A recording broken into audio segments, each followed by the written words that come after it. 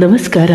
ಇಂದು ನಾವು ನಾಳೆ ಅಂದರೆ 3/3/2026 ಈ ದಿನದಂದು ಸಂಭವಿಸಲಿರುವ ಚಂದ್ರಗ್ರಹಣದ ಸಂಪೂರ್ಣ ಮಾಹಿತಿ, ಆಚರಣೆ, ಏನನ್ನು ಮಾಡಬೇಕು, ಏನನ್ನು ಮಾಡಬಾರದು ಮತ್ತು ಗ್ರಹಣದ ಸಮಯ ಎಲ್ಲವನ್ನ ಸಂಕ್ಷಿಪ್ತವಾಗಿ ತಿಳಿಯೋಣ ಬನ್ನಿ. ಮೊದಲಿಗೆ ನಾವು ಗ್ರಹಣ ಅಂದರೆ ಏನು ಅಂತ ನೋಡೋಣ.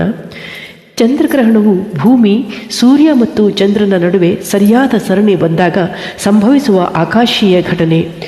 ಭೂಮಿ ಸೂರ್ಯನ ಬೆಳಕನ್ನು ತಡೆದು ಚಂದ್ರನ ಮೇಲೆ ತನ್ನ ನೆರಳನ್ನು ಬೀರುತ್ತದೆ. ಈ ಸಂದರ್ಭದಲ್ಲಿ ಚಂದ್ರನು ಕೆಲವೊಮ್ಮೆ ಕೆಂಪು ಬಣ್ಣದಲ್ಲಿ ಕಾಣುತ್ತಾನೆ. ಇನ್ನು ಚಂದ್ರಗ್ರಹಣದ ಖಗ್ರಾಸ್ ಚಂದ್ರಗ್ರಹಣ ಅಂತಲೇ ಹೇಳ್ಬೋದು ಇದನ್ನು. ಈ ಚಂದ್ರಗ್ರಹಣದ ಸಮಯವನ್ನು ನೋಡೋದಾದರೆ ಸ್ಪರ್ಶಕಾಲ ಮಧ್ಯಾಹ್ನ 3:20 ಇದು ಶುರುವಾಗುತ್ತೆ. ನಿರ್ಮಿಲನ ಕಾಲ ಬಂದ್ಬಿಟ್ಟು 4:34 ಮಧ್ಯಾಹ್ನ. ಮಧ್ಯಕಾಲ ಬಂದ್ಬಿಟ್ಟು 5:04 ಸಾಯಂಕಾಲ. ಉನ್ಮಿಲನ ಕಾಲ ಬಂದ್ಬಿಟ್ಟು 5:33 ಸಾಯಂಕಾಲ. ಮೋಕ್ಷ ಕಾಲ 6:48 ಸಾಯಂಕಾಲ. ಗ್ರಾಸ ಪ್ರಮಾಣ 100ಕ್ಕೆ 115 ಭಾಗ ಪಿಂಗಳ ವರ್ಣ ಇರುತ್ತೆ. ಇನ್ನು ಭೋಜನದ ವಿಚಾರಕ್ಕೆ ಬಂದರೆ ಈ ದಿನ ಬೆಳಗ್ಗೆ 6:20 ಗ್ರಹಣದ ವೇಧೆ ಪ್ರಾರಂಭವಾಗುವುದರಿಂದ ಆಹಾರವನ್ನು ಸೇವಿಸಬಾರದು. 6:20 ಒಳಗಡೆ ನಾವು ಆಹಾರವನ್ನು ತೆಗೆದುಕೊಳ್ಬೇಕಾಗುತ್ತೆ.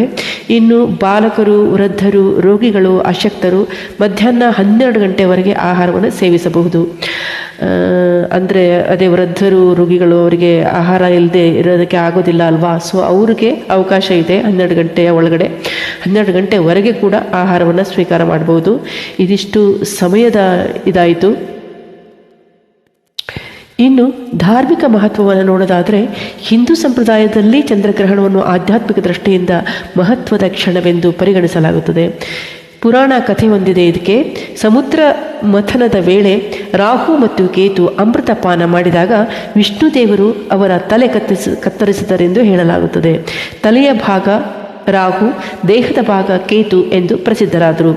ಇವರೇ ಸೂರ್ಯ ಮತ್ತು ಚಂದ್ರನನ್ನು ನುಂಗುವಾಗ ಗ್ರಹಣವಾಗುತ್ತದೆ ಎಂಬ ನಂಬಿಕೆ ಇದೆ.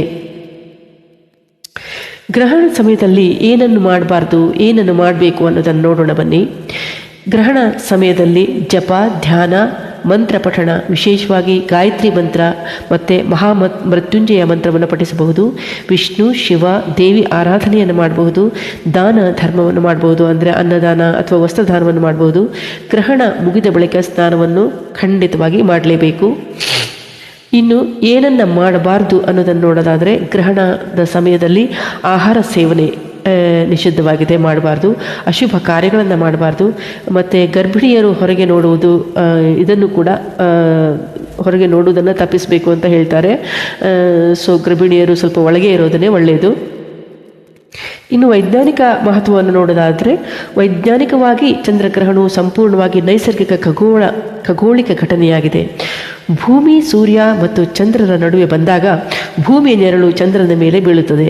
ಕೆಂಪು ಬಣ್ಣ ಕಾಣುವ ಕಾರಣ ಭೂಮಿಯ ವಾತಾವರಣ ಸೂರ್ಯನ ಬೆಳಕನ್ನು ವಕ್ರಗೊಳಿಸಿ ಕೆಂಪು ಕಿರಣಗಳನ್ನು ಮಾತ್ರ ಚಂದ್ರನ ಮೇಲೆ ಬೀಳಲು ಅವಕಾಶ ನೀಡುತ್ತದೆ.